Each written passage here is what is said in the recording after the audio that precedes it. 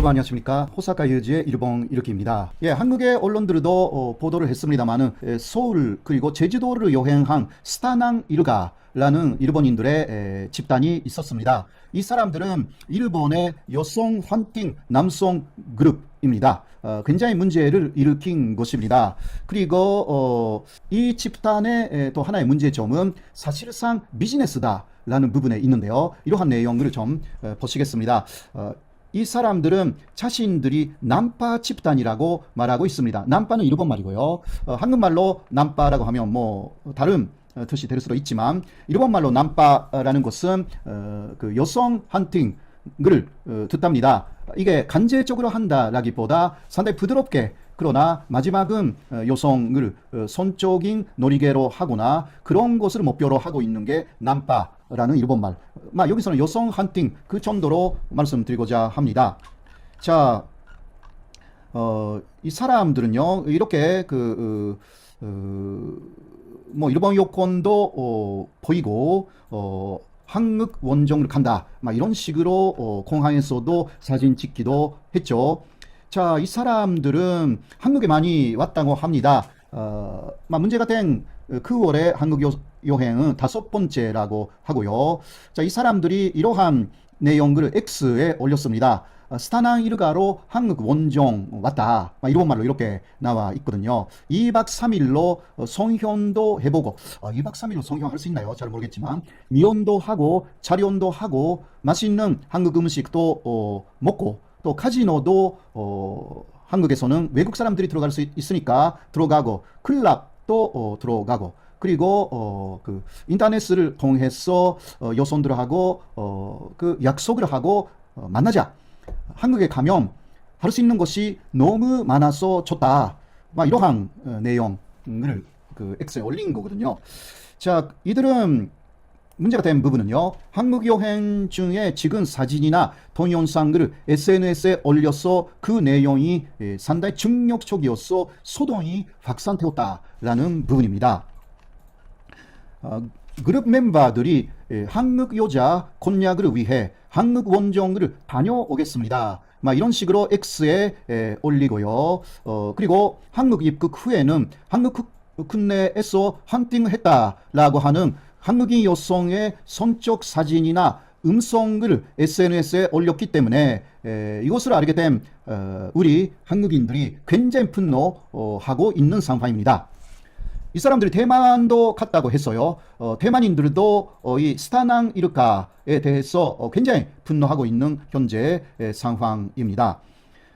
현재 이 사람들의 대표의 말에 의하면 회원은 250명 정도라고 하는데요. 여성을 또 헌팅하는 키스를 전수하는 간섭도 일본 안에서 받고 온다고 합니다. 스타낭 이르카라는 그 여성 헌팅을 위한 이 사람들은 아까도 이야기했지만 사실 대표들은 회원들한테 돈을 걷어서 하는 것이기 때문에 이것은 비즈니스입니다. 이러한 이상한 비즈니스가 일본에서 만들어졌다라고 생각하시면 됩니다. 그러니까 4가지 정도의 코스를 그 회원이 되고 싶다라는 사람들에게 또 소개하고 있어가지고요.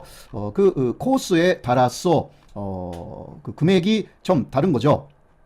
이 사람들은 물론 한국에만 온 것은 아니고요. 원래는 일본 각지를 이런 식으로 여성 헌팅 여행을 했다고 합니다. 그 다음 한국, 대만에 왔고 또 유럽의 일부 국가에게도 갔다고 합니다.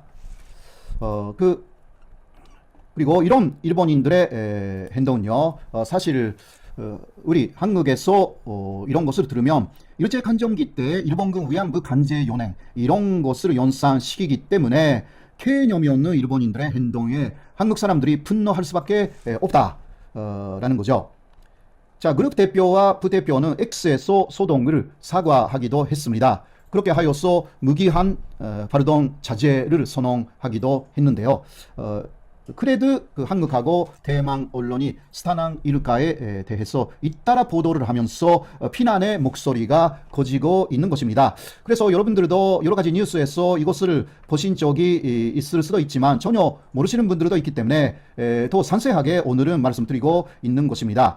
자, 이 그룹 내부의 정보를 아는 A씨라는 인물에 의하면요, 그룹에는 입배금이 있다고 합니다. 아까도 얘기했지만 4가지 정도의 종류가 있고요. 그 입배금도 이게 장난이 아닙니다. 가장 저렴한 심플 코스로 30만 엔.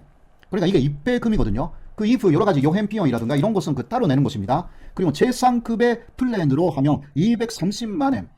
이것은 2천만 원 정도가 되는 거 아닙니까? 그렇게 이야기를 합니다. 이것은 입회금으로서는 굉장히 비싸다. 그렇게 할 수밖에 없죠. 그런데 입회를 한 사람들은 굉장히 다양하다라는 이야기인데요. 또 이 부분에 대해서는 스타나 일가의 부대표라고 자칭하는 인물은 이렇게 이야기를 합니다. 우리 스타낭 일가에는 다양한 사람들이 들어와 있습니다. 회사 사장님, 의사 선생님, 현사님, 또 현사까지 들어가 있다고 하니까 굉장히 놀라운 일이죠. 그리고 소방관이 그렇게 한가한가요? 그 재밌는 이야기인데, 모델도 있고 학생들도 있고 또 백수도 있다. 일본에 있는 모든 직업을 갖고 있는 사람들이 그 들어와 있는 수준이라고 X의 이 부대표는 투고를 한 사실이 있습니다. 현재 이러한 X의 글들은 모두 삭제되었다고 하는데요. 자, 문제가 된 한국 원정 때는 어떤 행동을 했는가? A씨가 이야기를 했습니다. 참가 비용을 지불할 수 있는 멤버 38명으로 9월 21일부터 25일까지 서울하고 제주도를 돌고 일본으로 돌아갔다고 합니다.